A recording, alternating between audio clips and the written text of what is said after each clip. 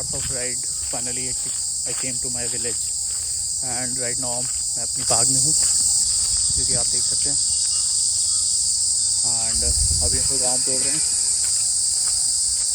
बड़े आम तोड़ चुके हैं हम लोग और हम लोग जा रहे हैं घर। ये भैया बोरी में रखे हैं आगे, जिसको हम लोग यूज़ करेंगे। तो गाइस आज ट्यूसडे है और घर पे भंडारा भी है, तो उसी के लिए हम लोग आए हैं। यहाँ पे सेटअप रेडी हो चुका है और यहाँ पे ये भंडारे का प्रसाद भी रेडी हो रहा है, जो कि आई गेस 1-2 घंटे में हो भी जाना चाहिए।